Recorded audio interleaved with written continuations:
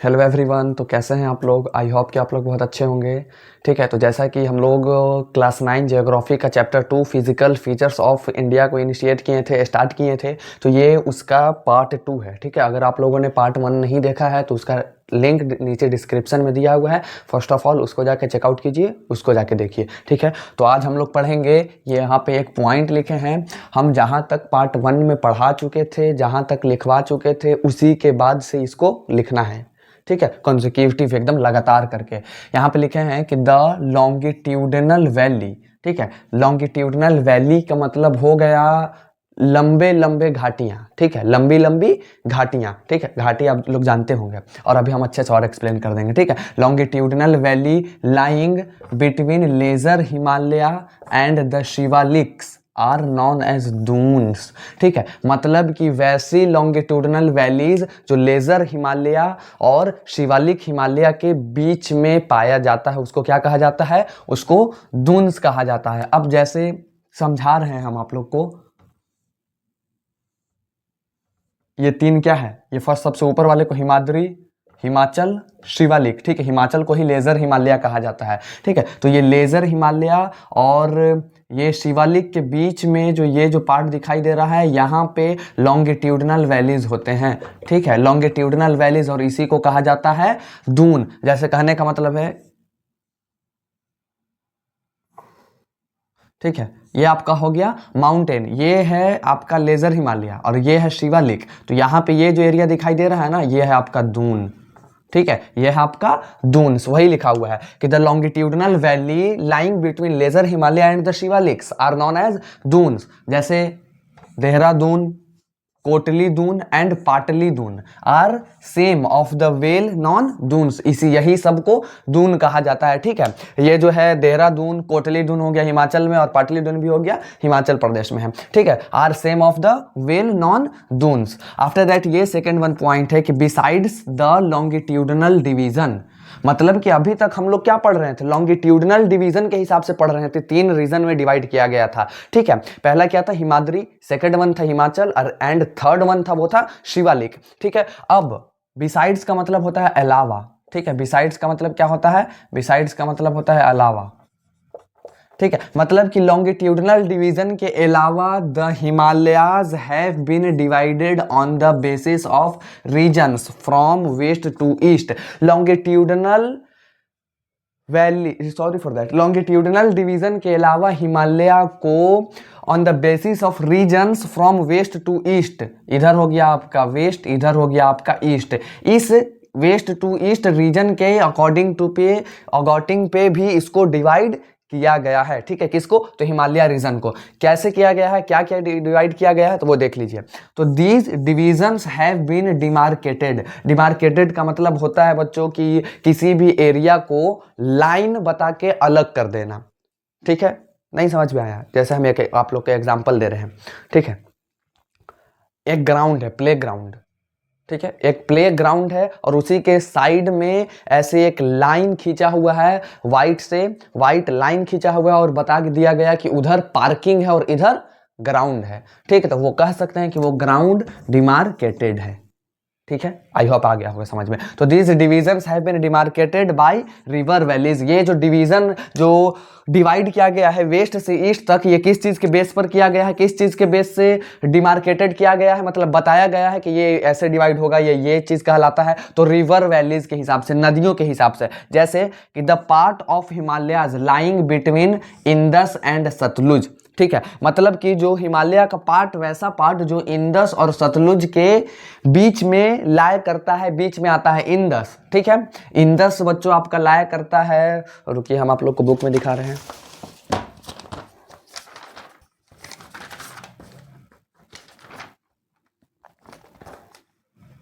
हाँ, यहां देखिए। ठीक है, यहां पे आपका इंदस है और यहां पे आपका सतलुज है। ठीक है, तो इंदस और सतलुज के बीच में ये जो एरिया है, ठीक है, ये दोनों के बीच में, यहां पे मत देखिएगा, ये दोनों इंडिया में इंटर कर रहा है, जहां पे ये वाला एरिया। ठीक है, हिमालय में जो है नदियों, इंदस और सतलुज के बीच में हिमालय में जो पार्ट है उसको देखिएगा। ठीक है, तो उसको कहा जाता है बच्चों, has been traditional known as Punjab Himalaya. ठीक है, जो कि बच्चों ज़्यादातर लाया करता है पाकिस्तान में। आप लोग जान रहे होंगे कि इंदस नदी जो है वो ज़्यादातर है पाकिस्तान का हिस्सा। ठीक है, तो वही है कि जो पार्ट हिमालय का इंदस और सतलुज के बीच में करता है लाए, उसको क्या कहा जाता है, कौन सा हिमालय, तो पंजाब हिमालय। ठीक है, बट लेकिन it is also known as, ठीक, मतलब इसको एक और नाम से जाना जाता है, क्या, तो कश्मीर हिमालय कहिए या हिमाचल हिमालय कहिए, कश्मीर हिमालय या और Himachal Himalaya, from west to east respectively. West to east ही तो है, इधर से इधर तक यही डायरेक्शन में तो डिवाइड किया जा रहा है। ठीक है, आफ्टर दैट ये पॉइंट है कि the part of the Himalayas lying between Sutlej and Kali. ठीक है, अब लाइन बाई लाइन नदियों के बारे में पढ़ना है, कैसे कैसे किससे किसको किसको मिला के जो बीच में एरिया आया वो क्या कहलाता है, फिर इसको और उसको मिला के बीच में कौन सा है, क्या जो एरिया आया उसको क्या कहा जाता है। जैसे कि सबसे पहले था इंदस, सतलुज, काली। ठीक है, काली, उसके बाद एक और आएगा, काली के बाद आएगा तीस्ता, और तीस्ता के बाद आपका आएगा तीस्ता के बाद आपका आएगा शायद दिहांग रिवर। ठीक है, दिहांग रिवर आएगा, हाँ शायद दिहांग आएगा। ठीक है, आगे हम लोग देख लेंगे कंफर्म, अभी आप लोग को समझा रहे हैं।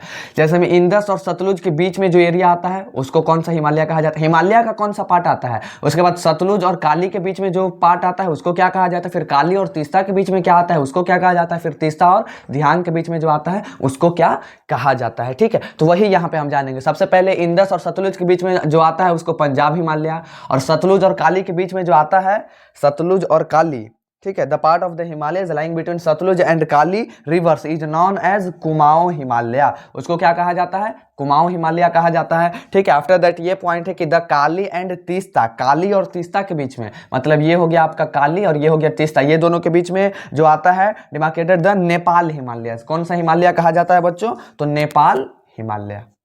ठीक है, आई होप कि यहाँ तक तो आप लोग को समझ में आएगा। फर्स्ट ऑफ ऑल स्क्रीनशॉट लीजिए, इसका ले लिए। ठीक है, आई होप कि यहाँ तक आप लोग को समझ में आया होगा। ठीक है, अब इसके बाद इसके आगे जो टॉपिक्स हैं कि एक और बच रहा है अभी कि तीस्ता और दिहांग के बीच में जो आता है उसको क्या कहा जाता है, और भी बहुत सारी चीज़ें हैं तो वो भी हम लोग देख लेते हैं, वो भी हम लोग पढ़ लेते हैं, सीख लेते हैं, जान लेते हैं। ठीक है, तो इसको राइट डाउन कीजिएगा। तो अब हम लोग आगे चेकआउट करते हैं। हाँ बच्चों, तो अब वो जो पॉइंट्स है, जो टॉपिक्स है, जो पढ़ना है वो अब हम लोग देख लेते हैं, समझ लेते हैं। तो यहाँ पे हम लिखे हैं कि the part lying between Teesta and Dihang reverse. ठीक है, इससे पहले हम आप लोग को क्या बताए थे, ठीक है, कि जो इंदस और सतलुज, काली, तीस्ता, दिहांग, ये पांचों रिवर्स है, और जो इंदस और सतलुज के बीच में आता है उसको पंजाब कहा जाता है, और जो सतलुज और काली के बीच में आता है उसको कुमाऊं, क्या कुमाऊं हिमालय। ठीक है, सब हिमालय है, सब हिमालय है, सब हिमालय है, याद रखिएगा, नेपाल हिमालय, असम हिमालय। ठीक है, काली और तीस्ता के बीच में नेपाल हिमालय, तीस्ता और दिहांग के बीच में असम हिमालय आता है, तीस्ता और दिहांग के बीच में असम हिमालय। आई होप कि आप लोग को यहाँ तक तो समझ में आया होगा, वेरी इजी था। ठीक है, बहुत इजी था, यहाँ तक समझ में आया होगा। अब देखिए, हाँ उसके बाद लिखें कि इन वेस्ट टू ईस्ट डायरेक्शन, ये सब जो फ्लो कर रहा है, जो भी है, चल रहा है, रन कर रहा है, ये किधर से किधर तक, किधर से किधर तक, इधर ईस्ट, और ईस्ट से वेस्ट तक ही ये चल रहा है। ठीक है, आफ्टर दैट ये पॉइंट है कि the Brahmaputra marks the eastern most boundary of Himalayas, मतलब हिमालयाज का जो ब्रह्मपुत्रा रिवर है वो हिमालयाज का ईस्टर्न मोस्ट बाउंड्री को मार्क करता है। ठीक है, मतलब बाउंड्री पर है। जैसे हम ईस्टर्न मोस्ट कहने का मतलब है क्या, हम आप लोग को मैप में हम दिखा के शो कर रहे हैं। ठीक है, ये निकालिएगा पेज नंबर 9, ये आपका है, ये पूरा हिमालय, हिमालय का ईस्टर्न मोस्ट, ऊपर north, south, west, east, easternmost मतलब सबसे ईस्ट में हिमालय कहाँ है, यहाँ है। तो यहाँ पे कौन सा रिवर है, आप लोग देख सकते हैं कि ब्रह्मपुत्रा रिवर मार्क करता है। ठीक है, आफ्टर दैट बियॉन्ड का मतलब होता है आगे। ठीक है, बियॉन्ड का मतलब आगे, beyond the Dihang George, Dihang it is a river, और जॉर्ज का मतलब होता है घाटी। ठीक है, दिहांग जॉर्ज कहने का मतलब है कि दिहांग जॉर्ज से जो घाटी बनी है, जैसे कि मान लीजिए एक माउंटेन दूसरा माउंटेन, ये दोनों माउंटेन के बीच में Dihang gorge, sorry for that, Dihang river flow कर रहा है, तो वो जो माउंटेन के नीचे भी कोई चीज़ होता है ना उसको घाटी ही कहा जाता है। ठीक है, जॉर्ज ही कहा जाता है। तो वो दिहांग जॉर्ज से आगे जो हिमालयाज बेंड शार्पली, ये जो हिमालय होता है वो बेंड हो जाता है शार्पली टू द साउथ। किस डायरेक्शन में बेंड हो जाता है, तो साउथ डायरेक्शन में। ठीक है, दिहांग जॉर्ज यहाँ पे है, दिहांग रिवर बच्चों यहाँ है, हम आप लोग को दिखा दे रहे हैं। ठीक है। दिहांग जॉर्ज, यहाँ हम कोशिश करेंगे कि यहाँ पे अगर हो सके तो हम पिक्चर पेस्ट कर देंगे, कोशिश करेंगे, ठीक है। तो यहाँ पे हम फिर भी दिखा दे रहे हैं, यहाँ पे होता है दिहांग जॉर्ज, ठीक है। ये टी सैंगपो, आप लोग पेज नंबर 9 निकालिएगा और 9 निकालने के बाद अब जैसे ही देखिएगा टी सैंगपो रिवर है, ठीक है, ऊपर में लिखा हुआ है, यहाँ पे हम जहाँ फिंगर कर रहे हैं। उसके बाद इधर आते आते ही यही जो रिवर फ्लो करके जैसे ही इंडिया में इंटर कर रहा है उसी को दिहांग नाम दे दिया गया है, ठीक है। तो दिहांग जॉर्ज भी वही है। दिहांग जॉर्ज से आगे मतलब नीचे यहाँ पे ये जो है हिमालय, ये जो पूरा भी हिमालय ही है, ये शार्पली बेंड हो जाता है साउथ की तरफ। साउथ मतलब नीचे, ऐसे करके ऐसे बेंड हो जाता है। आप लोग देख भी सकते हैं कि ये सब जो लाइनिंग है ऐसे ब्राउन कलर का वो नीचे भी आ रहा है, ठीक है। तो ये वही है, ठीक है। And spread along the eastern boundary of India, और ईस्टर्न बाउंड्री जो है ये इंडिया का, इसमें पूरा स्प्रेड, स्प्रेड का मतलब होता है फैलना, ठीक है। स्प्रेड का मतलब होता है फैलना, ठीक है। और ये ईस्टर्न बाउंड्री ऑफ इंडिया में पूरा फैल जाता है, ठीक है। After that they are known as the Purvanchal, और इसी को पूर्वांचल कहा जाता है। यानी कि पूर्वांचल मतलब कि ईस्टर्न पार्ट ऑफ इंडिया में, यानी कि यहाँ पे इस पार्ट में जितने भी माउंटेन्स हैं उन सब को पूर्वांचल कहा जाता है। पूर्वांचल कहिए या ईस्टर्न हिल्स कहिए और माउंटेन्स कहिए, ठीक है। ईस्टर्न हिल कहिए या ईस्टर्न माउंटेन्स कहिए या पूर्वांचल माउंटेन कहिए या पूर्वांचल कहिए, ठीक है। दीज हिल्स, कौन हिल, तो यही Purvanchal. These hills running through the north eastern states, ये कौन कौन सा स्टेट से जाता है, तो नॉर्थ ईस्टर्न स्टेट, नॉर्थ मतलब ये ऊपर, ईस्टर्न मतलब इस साइड, ठीक है। यानी कि यहाँ पे ये जो स्टेट्स है, यहाँ पे जो जो स्टेट है वो सब स्टेट से होके गुजरता है, कौन, तो पूर्वांचल। अब कौन कौन सा स्टेट से होके गुजरता है और उस स्टेट में कौन कौन सा हिल्स बन रहे हैं वो हम लोग अब आगे चेकआउट करेंगे, आगे देखेंगे। आई होप यहाँ तक समझ में आया होगा। इसका स्क्रीनशॉट लीजिए, ठीक है, ले लिए, तो इसको स्क्रीनशॉट ले लीजिए, लिख लीजिए। अब आगे कौन कौन सा स्टेट से गुजरता है ये पूर्वांचल, उसको अब हम लोग देख लेते हैं, ठीक है। हाँ बच्चों, तो अब हम लोग देख ले रहे हैं कि ये उसके बाद जो हम लोग पढ़े उसके बाद क्या क्या पॉइंट्स हैं, क्या क्या पॉइंट्स पढ़ने हैं, ठीक है। तो हाँ, हम लोग पढ़ रहे थे कि पूर्वांचल जो है, पूर्वांचल माउंटेन, पूर्वांचल हिल या ईस्टर्न हिल कहिए, जो है बच्चों वो कौन कौन से स्टेट से होकर के गुजरते हैं। तो पहला है, सबसे पहले स्टेट्स को छोड़िए, ठीक है। पूर्वांचल, यहाँ पे हम लिखे हैं कि द पूर्वांचल कॉम्प्राइजेस, कॉम्प्राइजेस का मतलब होता है शामिल होना, ठीक है। मतलब ये जो पूर्वांचल है ये किस किस, इसमें किस कौन कौन सा हिल शामिल है, इसमें कौन कौन सा हिल आता है, ठीक है। तो सबसे पहला आता है द पटकाई हिल, ये कहाँ पे है, तो ये है आपका, इसको हम इरेज कर दे रहे हैं, ठीक है। ये है आपका असम और नागालैंड, असम एंड नागालैंड, ठीक है। दूसरा है द नागा हिल्स, ये है आपका नागालैंड में, ठीक है, नागा हिल नागालैंड में। उसके बाद द मणिपुर हिल, मणिपुर में, मणिपुर, ठीक है। और मिजो हिल, मिजोरम में, मिजो हिल कहाँ हो जाएगा, मिजोरम, ठीक है। आप लोग को हम मैप में अच्छे से दिखा दे रहे हैं। हाँ, ये जो पूर्वांचल इस साइड में जो आ रहा है यहाँ पे, ये यही सब स्टेट्स है, ठीक है। असम और नागालैंड ऊपर है, उसके नीचे है मणिपुर, मणिपुर के नीचे है मिजोरम, ठीक है। यहाँ पे इस साइड में ईस्टर्न पार्ट ऑफ इंडिया, ठीक है। अब देखिए, ये टॉपिक हो गया, फर्स्ट टॉपिक जो था हिमालयन माउंटेन्स, ये टॉपिक हो गया हम लोग का खत्म, ठीक है। अब जो दूसरा टॉपिक था द नॉर्दर्न प्लेन्स, उसको स्टार्ट करेंगे अभी हम लोग। नॉर्दर्न प्लेन्स का मतलब होता है कि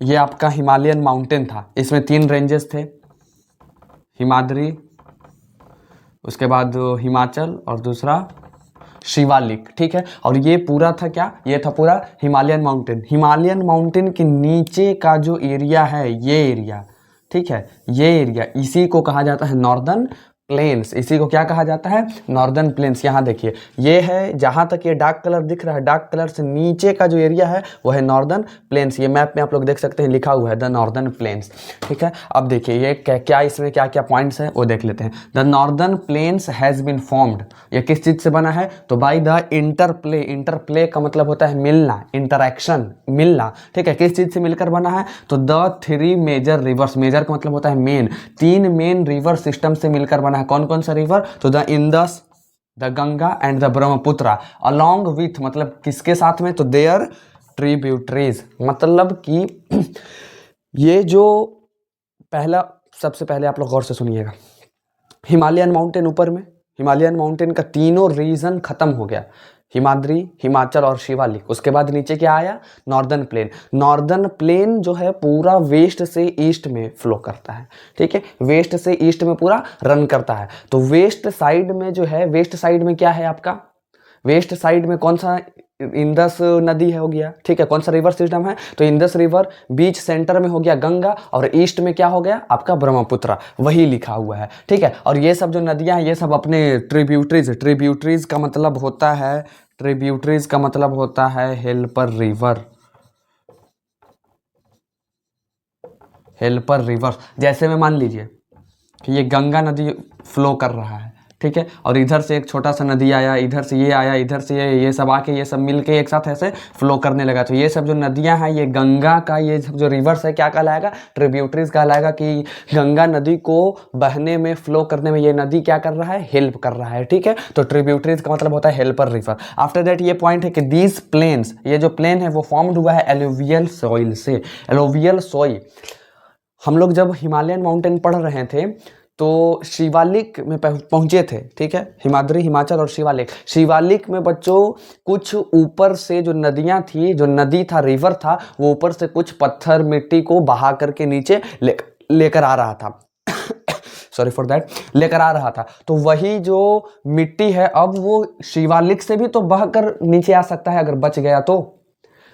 आप गौर कीजिए, अगर वो हिमाद्री या हिमाचल से होकर के शिवालिक में आया और शिवालिक में वो पूरा बह नहीं गया, तो वो वहां से भी तो अगर बच गया तो वहां से भी तो नदी के सहायता से, नदी के हेल्प से वो नीचे भी तो आ सकता है। और नीचे क्या है, नॉर्दर्न प्लेन्स। और नॉर्दर्न प्लेन में, और जैसे ही वो ऊपर से नीचे आ रहा था तो ऐसे ढाल था, बिकॉज कि पहाड़ से गिर रहा था नदी, ठीक है, तो उसका जो वेलोसिटी, मतलब उसका जो स्पीड होगा क्या होगा, वो फास्ट होगा। और जैसे ही नॉर्दर्न प्लेन में आया पानी, नॉर्दर्न प्लेन में जैसे ही मिट्टी, जो ऊपर का पत्थर मिट्टी जो था नदी के साथ जो आ रहा था, जैसे ही नॉर्दर्न प्लेन में आया, क्या ऐसे आ गया, मतलब ये नॉर्दर्न प्लेन है सीधा, यहाँ पे नदी है, ठीक है, तो इसका डेंसिटी जो क्या होगा, डेंसिटी बोल रहे हैं, सॉरी फॉर दैट, वेलोसिटी जो है, ठीक है, डेंसिटी, वेलोसिटी, वेलोसिटी जो है, वेलोसिटी मीन्स स्पीड होता है, ठीक है। स्पीड जो होगा उसका क्या होगा, इसमें ज़्यादा तेज होगा, ऐसे ऐसे बह रहा है, या जो ऐसे सीधा है इसमें तेज होगा, तो ऑब्वियस सी बात है इसमें फास्ट होगा, इसमें स्लो होगा, ठीक है। और इसके साथ जो मिट्टी है,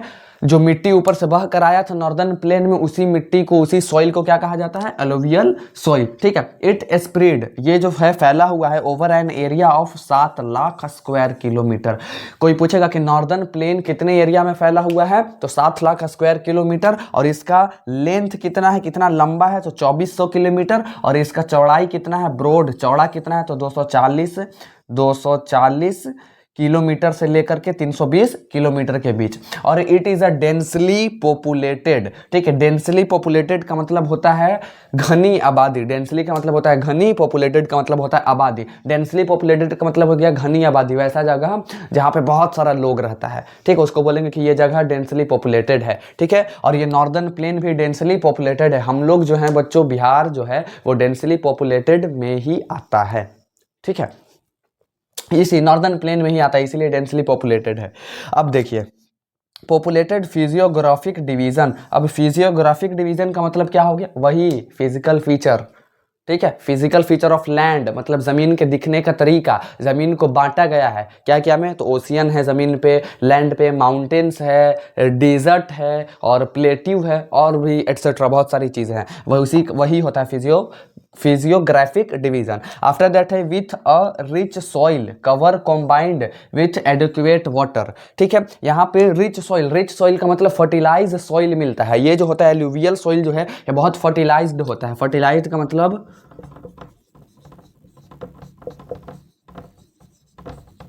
फर्टिलाइज्ड सॉइल होता है। फर्टिलाइज्ड का मतलब होता है बच्चों कि इसमें अगर कोई प्लांट्स को ग्रो किया जाए तो वो बहुत जल्दी, बहुत तेजी से ग्रो कर जाएगा, ठीक है। फर्टिलाइज्ड सॉइल का मतलब वही होता है। तो विथ अ रिच सॉइल कहने का मतलब वही फर्टिलाइज्ड सॉइल होता है। और कौन सा सॉइल यहाँ पाया जा रहा है, तो alluvial soil. Cover combined with adequate water. Adequate water का मतलब होता है सफिशियंट वाटर। सफिशियंट वाटर का मतलब हो गया कि जितना पानी का जरूरत है, जरूरत के हिसाब से पानी, ठीक है, उतना पानी यहाँ पे मिलता है, पानी का सप्लाई है। एंड फेवरेबल क्लाइमेट क्लाइमेट का मतलब होता है मौसम, फेवरेबल मतलब फेवरेट मतलब अच्छा क्लाइमेट, ना ज़्यादा धूप ना ज़्यादा गर्मी, ना ज़्यादा समर ना ज़्यादा विंटर, ठीक है। टेम्परेचर ना ज़्यादा हाई है ना लो है, ठीक है। यहाँ पे टेम्परेचर क्या रहता है, मॉडरेट रहता है, मीडियम में रहता है, ठीक है। It is agriculturally a productive part of India. ये पूरे इंडिया का, अगर आपको एग्रीकल्चर करना है, एग्रीकल्चर का मतलब कल्टीवेशन करना है, खेती बाड़ी करना है, तो सबसे ज़्यादा अच्छे से कल्टीवेशन खेती बाड़ी आपका नॉर्दर्न प्लेन में ही हो सकता है। ना ही आप ईस्ट साइड में जाइए इंडिया के, ना ही वेस्ट में जाइए, ना नॉर्थ में जाइए, ना साउथ में जाइए, सीधा आ जाइए भैया नॉर्दर्न प्लेन में, ठीक है। यहाँ पे आपको एग्रीकल्चर बहुत अच्छे से होगा। एग्रीकल्चर के लिए क्या चाहिए, पानी जो कि यहाँ है, क्लाइमेट मौसम, धूप जो कि यहाँ पे फेवरेबल है, पेड़ पौधा यहाँ पे है, और पेड़ पौधा की वजह से जो क्लाइमेट है, मौसम जो है, इन्वायरमेंट है, वो बहुत अच्छा रहता है, वो बहुत सटीक रहता है, ठीक है। तो आई होप कि यहाँ तक समझ में आया होगा। तो नॉर्दर्न प्लेन का आगे क्या क्या पॉइंट्स है उसको भी हम लोग देख लेते हैं। इसको स्क्रीनशॉट लीजिए, ले लिए। तो इसके बाद जो पॉइंट्स है उसको भी अब हम लोग देख ले रहे हैं, ठीक है। तो इसको आप लोग राइट डाउन कीजिएगा और अच्छे से समझिए, पढ़िए, ठीक है। यहाँ तक समझ में आया या नहीं आया, आप लोग जल्दी कमेंट करके हमें बताइए। आया समझ में यहाँ तक? यहाँ तक समझ में आया आप लोग को? ठीक है, आ गया, अच्छी बात है। नहीं आया है तो कमेंट में करके बताइए कि सर ये चीज़ टॉपिक नहीं समझ में आया, आप जो ये बताएं ये नहीं समझ में आया, ठीक है। तो उसको हम फिर से बताएंगे। इसको राइट डाउन कीजिए, आगे हम लोग देखते हैं फिर।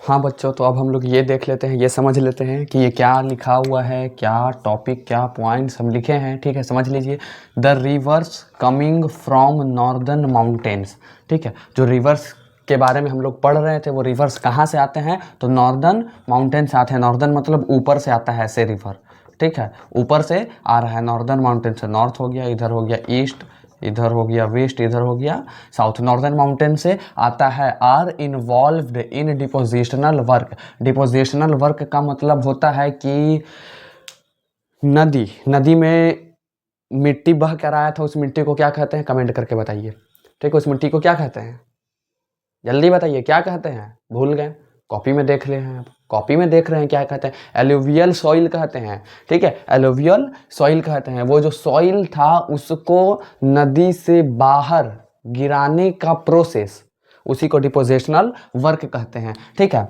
उसके बाद है इन the lower course. Lower course का मतलब है कि ये ऐसे मान लीजिए आपका नदी बह रहा है, ठीक है, इधर माउंटेन से, समझ रहे हैं, ये माउंटेन हो गया, इधर इधर ये सब ऐसे माउंटेन है, और ये सब माउंटेन से के बीच में ऐसे नदी बह रहा है। ये जो ऊपर का है इसको अपर कोर्स कहा जाता है, बीच में जो होता है उसको मिडिल कोर्स कहा जाता है, और जो नीचे होता है उसको लोअर कोर्स कहा जाता है, ठीक है। तो लोअर कोर्स में, in the lower course due to gentle slope. Gentle का मतलब होता है हल्का, स्लॉप का मतलब होता है ढलान, हल्का ढलान मतलब ऐसे, ठीक है, ऐसे हल्का सा ढलान आ जाता है नदी में ही, ठीक है। तो क्या, तब क्या होता है, the velocity of the river decreases. जो रिवर का जो स्पीड था, मान लीजिए ये नदी है,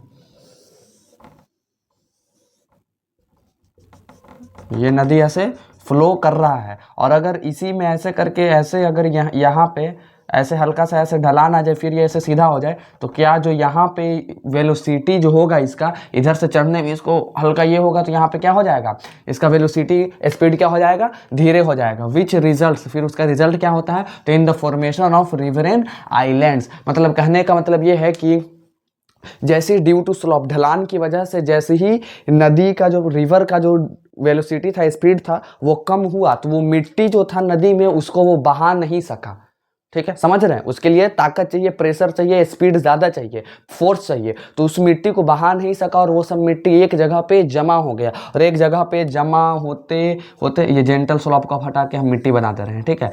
ये जमा होते होते होते होते होते होते ये एक बड़ा सा आइलैंड बन जाता है नदी के बीच में, उसी को कहा जाता है रिवरेन आइलैंड, ठीक है, रिवरेन आइलैंड। रिवरेन आइलैंड किसको कहा जाता है, तो नदी के बीच में मिट्टी के जमा होने से जो एक ज़मीन बनता है उसको क्या कहा जाता है, रिवरेन आइलैंड कहा जाता है। डू यू नो, क्या आप जानते हैं कि मजूली, मजूली क्या नाम है, Majuli in the Brahmaputra river, कौन सा रिवर में है, मजूली ब्रह्मपुत्र रिवर में। Is the Majuli is the largest riverine island in the world, मतलब पूरे वर्ल्ड का रिवरेन आइलैंड सबसे लार्जेस्ट, सबसे बड़ा कौन सा है? मजूली। कौन सा नदी में बना हुआ है? तो ब्रह्मपुत्र रिवर में बना हुआ है। ठीक है, तो यहाँ तक आई होप कि समझ में आया होगा। स्क्रीनशॉट लीजिए इसका, ठीक है, लिख लीजिए। आई होप कि यहाँ तक आप लोग को समझ में आया होगा। अगर समझ में नहीं आ रहा है तो आप लोग कमेंट करके बताइए। ठीक है बच्चों, तो दैट्स इट फॉर टुडे। ठीक है, बस इतना ही आज के लिए, बस इतना ही। तो अब हम लोग मिलेंगे नेक्स्ट लेक्चर में, नेक्स्ट वीडियो में, फिर से गर्दा उड़ाने के लिए, फिर से फोड़ने के लिए। ठीक है, तो अगर मेरा वीडियो पसंद आया हो तो लाइक कीजिएगा, कमेंट कीजिएगा, शेयर कीजिएगा और सब्सक्राइब करना ना भूलें, और बेल आइकन को ज़रूर ही दबा दीजिएगा। ठीक है, हम रोज़ रोज़ ये नहीं बोलेंगे कि बेल आइकन को दबाने से क्या होता है, आप लोग समझ गए हैं। बेल आइकन को दबा दीजिएगा और इसको रिवीजन करते रहना है, रिवाइज करते रहना है। ठीक है, जो पढ़ते चल रहे हैं, जो पढ़ाते चल रहे हैं, इसको रिवीजन करते रहना है। ये class 9 geography chapter 2 physical features of India का पार्ट 2 था। ठीक है, अब हम लोग मिलेंगे पार्ट 3 में। तब तक के लिए ऑल द बेस्ट, बाय।